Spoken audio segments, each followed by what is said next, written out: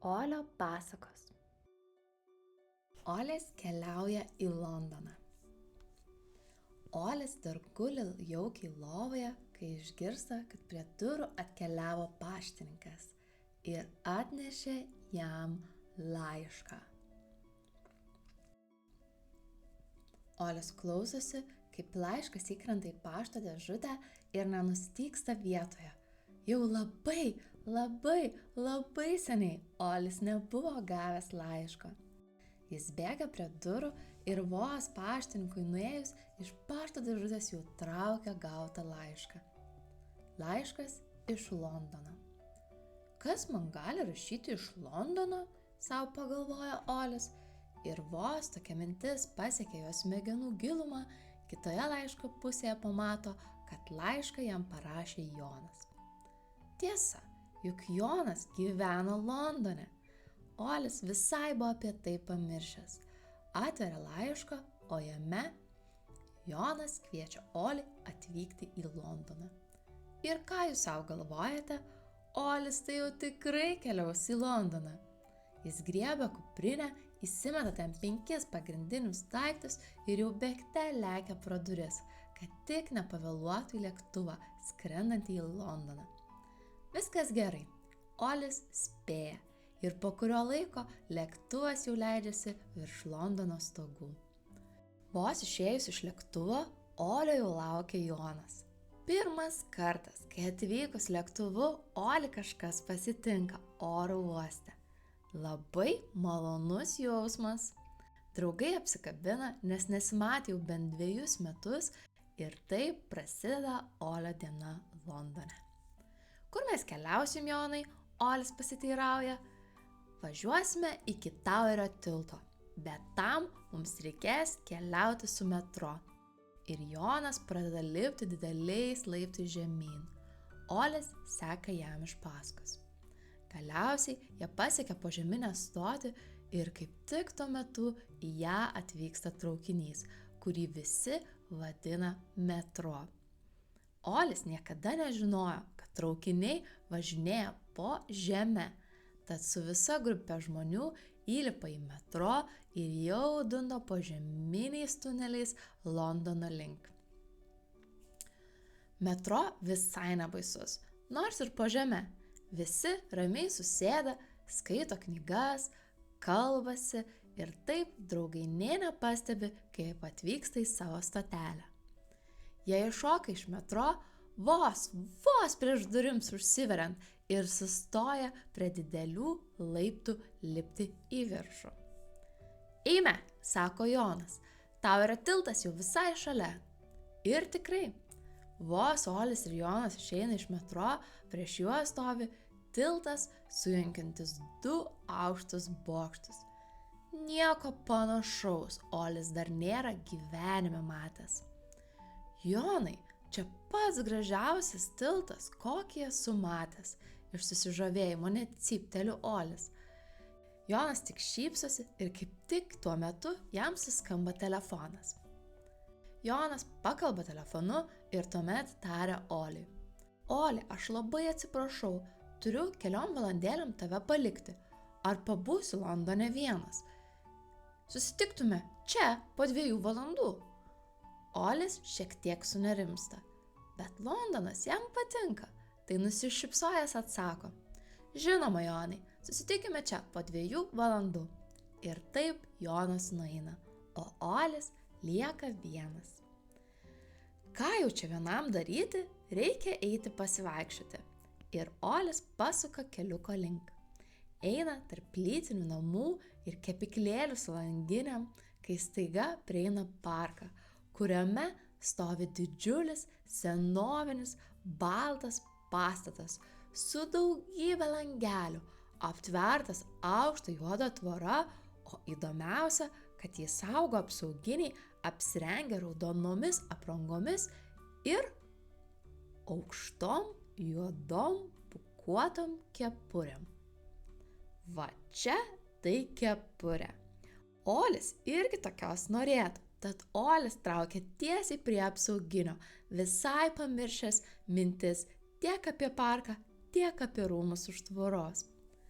Sveiki, ponė, Olis kreipėsi į apsauginį. Kur pirkote savo kepurę? Apsauginis ne tik, kad neatsako į Olio klausimą, bet net neatsisuka į Olį, lyg jo nei matytų, nei girdėtų. Va čia tai keista, savo galvoja Olis, kodėl šis apsauginis su manimi nešneka. Tad Olis nueina prie kito apsauginio. Sveiki, ponė. Pirmasis apsauginis su manimi nešnekėjo, tai gal jūs galite man pasakyti, kur pirkote šią žavę kepurę? Apsauginio klausia Olis. Bet ir šis tik stovi, žiūri tiesiai ir nereaguoja į Olį. Olis pasimeta ir pradeda šokinėti ir mojuoti rankomis. Alio, ponė, ar jūs manęs negirdite? Kaip tik tuo metu pro šalį eina senyva pora ir jie nusišypsoja Oliui tarė. Vaikine, apsauginiams yra neleidžiama su niekuo kalbėti, tad jie tau ir neatsakys. Va čia tai praradimas, savo pagalvoja Olis, dabar jis niekada nesužinos, kur gauti tokias aukštas, juodas, pūkuotas kepurės. Tad nukabinęs nosį, jis eina gatvelėmis toliau, kai staiga jo nosį patraukia labai gardus kvapas.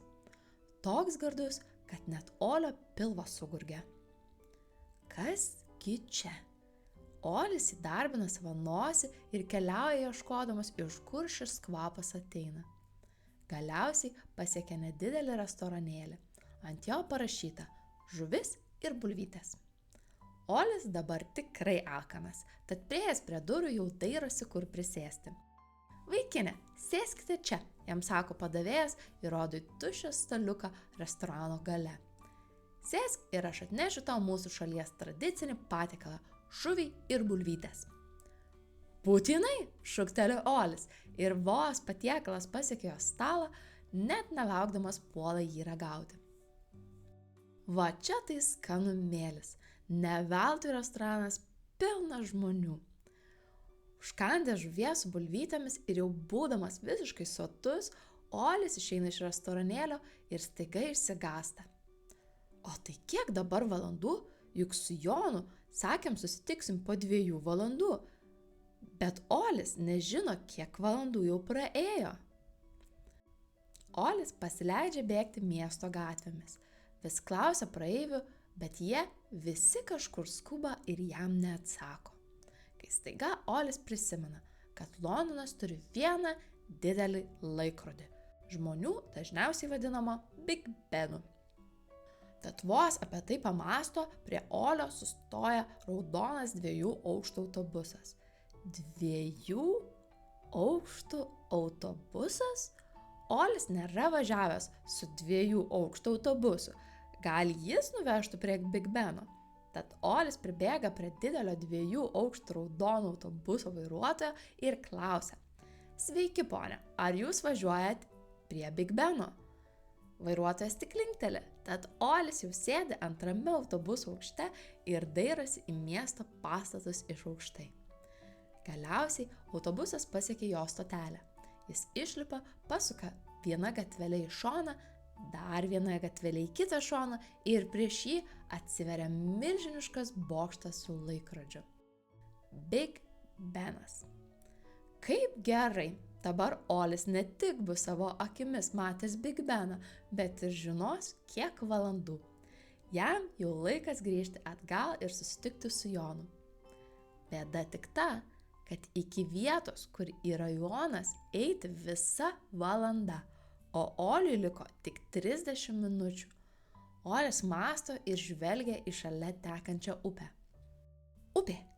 Net garsiai savo pasako Olis.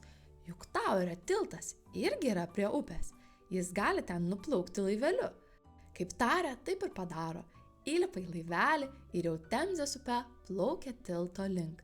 Žvalgosi į miestą nuo vandens ir negali atsidžiaugti, kokia buvo gera diena Londone. Laivelis neplaukia labai ilgai, tad Olis Tauerio tiltą pasiekia pačiu laiku.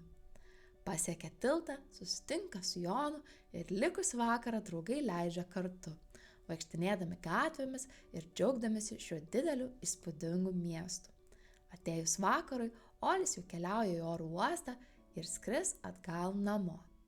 Gaila, kad laiko nebuvo tiek daug ir Olis nepamatė daugiau, bet dar bus kiti kartai, tad jis nesijaudina, keliauti Olis dar tikrai nenustos.